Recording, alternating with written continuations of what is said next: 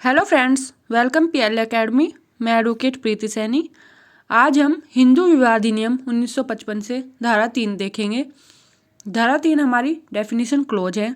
धारा 3 में परिभाषाएं दी गई हैं। धारा 3 में हमारी 7 परिभाषाएं दी गई हैं जो हमारी ए से लगाकर जी तक है।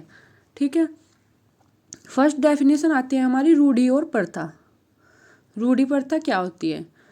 प्रथा होती है हमारी जो प्राचीन काल से चली आ रही है, जिसे हम प्राचीन काल से मान रहे हैं। रूढ़ी हमारी इतनी प्राचीन नहीं होती है। ये हमारी किसी क्षेत्र, जिले, नगर, गांव में दीर्घ काल तक से जो चली आ रही है वो हमारी रूढ़ी है। अब हम डेफिनेशन से देखते हैं। रूढ़ी और प्रथा पदों से ऐसा कोई नियम, ये हमारे नियम हैं। रूढ़ी और प्रथा नियम है जो कि लंबे समय के लिए लगातार और एक रूपता लगातार चले आ रहे हैं, एक रूपता बनी हुई है। किसी स्थानीय क्षेत्र को, आदिम जाति को, समुदाय को, समूह को, परिवार के हिंदुओं विधि का बल अभिप्राप्त हो गया है। रूढ़ी प्रथा हमारी जो प्राचीन काल से चली आ रही है, लगातार चली आ रही है, एक रूपता बनी हुई है। ये हमारी किसी स्थानीय क्षेत्र को, समुदाय को, समूह को, परिवार को भी लागू हो सकती है। अब इसका परंतु आता है, ये नियम निश्चित हो, ये हमारे नियम निश्चित हो, अयुक्तियुक्त नहीं हो और लोक नीति के विरुद्ध नहीं हो।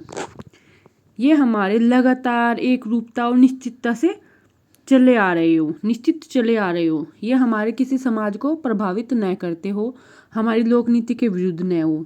ठीक है। फिर एक परंतु आता है, ऐसे नियम की अवस्था में जो कि एक ही परिवार को लागू है, परिवार द्वारा उसका अस्तित्व भंग नहीं कर दिया गया हो। जो रूढ़ी प्रथा हमारे एक परिवार में चली आ रही है, उस परिवार में हमारी लगातार चली आ रही है कोई रूढ़ी या प्रथा, और उस परिवार ने उसको ऐसा नहीं किया है कि बीच में रोक दिया फिर से चला दिया, उसके अस्तित्व को भंग नहीं किया है, तो वह उस परिवार को लागू होगी, प्रथा भंग नहीं होगी। ठीक है। अब आती है हमारी जिला न्यायालय। जिला न्यायालय हमारा किसी ऐसे क्षेत्र को जिसके लिए नगर व्यवहार न्यायालय है, ऐसे किसी क्षेत्र में जो प्रधान सिविल न्यायालय है, जिसमें हमारे विवाह संबंधी मामले, तलाक संबंधी मामले, सभी मामले देखे जाते हो, वो हमारा जिला न्यायालय है। ऐसा कोई अन्य व्यवहार न्यायालय जिसे कि इस अधिनियम में जिन बातों के लिए व्यवस्था की गई है उसके बारे में क्षेत्राधिकार रखने वाले न्यायालय के रूप में राज्य सरकार द्वारा राज्य के गजट में अधिसूचना द्वारा उल्लिखित किया गया हो। जिला न्यायालय में हम विवाह संबंधी न्यायालय, तलाक संबंधी न्यायालय, जो भी हमारे अन्य क्षेत्र से, इस क्षेत्र से संबंधित मामले होंगे वो सब कहाँ देखे जाएंगे? जिला न्यायालय में। इसकी डेफिनेशन हमारी 2B में दी गई है। यहाँ पे ये पूछ लेता है जिला न्यायालय कहाँ दिया गया है? 2B में। ठीक है। फिर आता है हमारा सगा और सौतेला।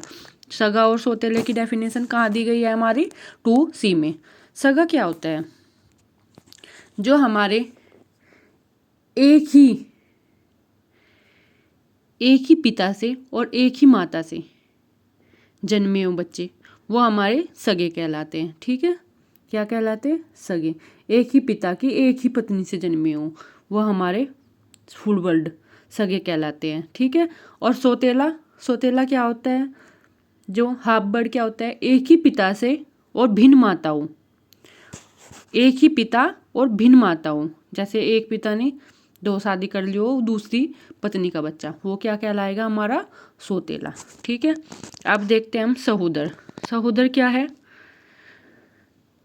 एक ही माता से और उसके भिन्न पति हो, अलग पति हो, मतलब माता एक हो और उसके भिन्न पति हो, मतलब पति 2 हों, जैसे A B, तो वो हो गया हमारे, उसके बच्चे क्या कहलाएंगे? सहोदर। ठीक है।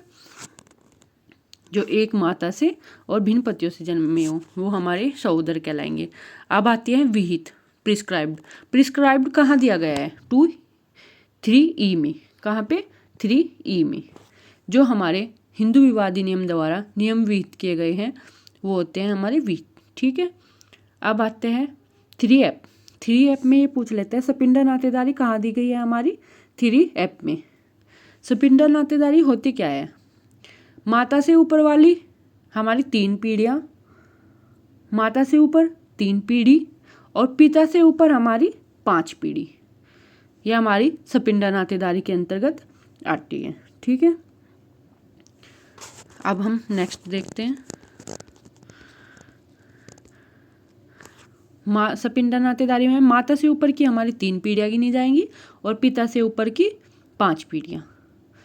प्रत्येक अवस्था में परंपरा संपर्क व्यक्ति के ऊपर गिनी जाएंगी, जिसे कि पहली पीढ़ी गिना जाएगा।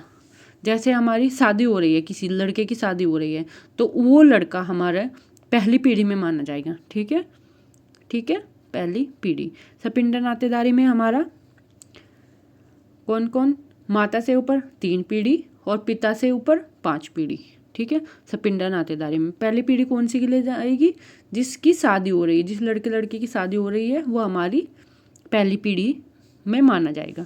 अब सब क्लोज 2 देखते हैं। सब क्लोज 2 क्या है? यदि 2 व्यक्तियों में एक सपिंड की नातेदारी की सीमाओं के भीतर दूसरे का परंपरागत अगर पुरुष है, या यदि उसका ऐसा एक ही परंपरागत अगर पुरुष है जो कि एक दूसरे के प्रति सपिंड नातेदारों की सीमाओं के भीतर हैं, तो ऐसे 2 व्यक्तियों के बारे में कहा जाएगा कि वे एक दूसरे के सपिंड है। सपिंड नातेदारी में हमारा आएगा कौन कौन? कौन कौन आएगा?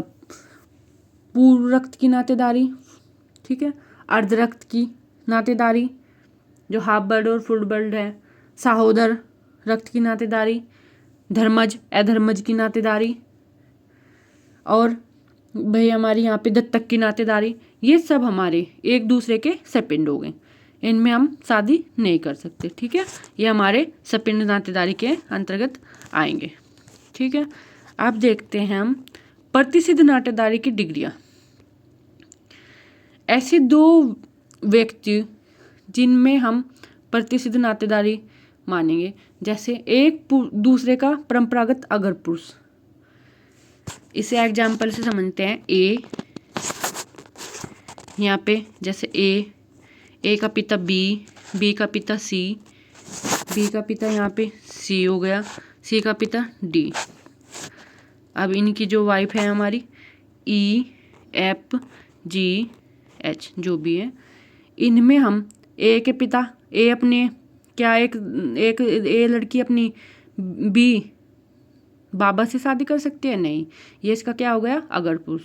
इधर भी शादी नहीं कर सकती, इसमें और इसमें भी। ये हमारे पिता के हो गए और ये हमारे माता के हो गए। ठीक है, मतलब अगर पुरुष माने जाएंगे ऊपरली पीढ़ी, जैसे हमारी ए का पिता बी का पिता सी, ये हो गए। ठीक है, अब एक दूसरे का परंपरागत अगर पुरुष वंशज की पति या पत्नी, ये हमारे ए हो गए पिता, बी उसका पिता, सी फिर बी उसका बी का पिता, ये हो गए। यहाँ पे ई एफ जी एच ये हमारी इनकी पत्नी हो गए। पति और पत्नी इन दोनों के नातेदारी में भी हम शादी नहीं कर सकते, ना ही पिता के और ना ही माता के, पति पत्नी के मतलब। ठीक है, एक दूसरे के भाई की पिता, माता के भाई, पितामहा, मातामहा, पितामही या मातामही की भाई की पत्नी से। एक दूसरे के भाई की या पिता की, माता के भाई की, मम्मी के भाई की, दादा के, नाना की, पितामही, दादी की, मातामही, नानी की, इनमें भी हम नातेदारी शादी नहीं कर सकते। ये भी हमारी प्रतिसिद्ध नातेदारी के अंतर्गत आएंगे। पितामह दादा, मातामह नानी नाना। ठीक है, भाई की, पिता के, माता की, दादा की, नानी की, इनमें हम शादी नहीं कर सकते। ये भी हमारे प्रतिसिद्ध नातेदारी में आएंगे। फिर और देखते हैं कौन कौन आता है प्रतिसिद्ध नातेदारी के अंतर्गत। भाई और बहन, भाई बहन से भी शादी नहीं कर सकते। चाचा और भतीजी, ये भी हमारी शादी नहीं कर सकते, ये हमारे प्रतिसिद्ध नातेदारी में आएंगे। चाची, भतीजा, क्या ये आपस में शादी कर सकते हैं? नहीं, ये सब हमारे कहाँ पे आएंगे? प्रतिसिद्ध नातेदारी में। भाई और बहन, 2 भाइयों या बहनों की संतान, मतलब 2 भाई हो गए और उनकी 2 बहनें होगी, ये भी अपनी उसमें शादी नहीं कर सकते। मौसी की, मामा की लड़की, ये हमारे भाई बहन हो गए, तो इनमें भी हमारी शादी नहीं हो सकती। तो ये काहे के आएंगे, हमारे प्रतिसिद्ध नातेदारी के अंतर्गत आएंगे। तो यहाँ पर हमारे कौन कौन हो गए, भाई बहन, चाचा भतीजा, चाची भतीजी, भाई बहन की संतानें, ये हमारे आपस में कोई भी शादी नहीं कर सकते। ये आएंगे हमारे प्रतिसिद्ध नातेदारी में। ठीक है, थैंक यू।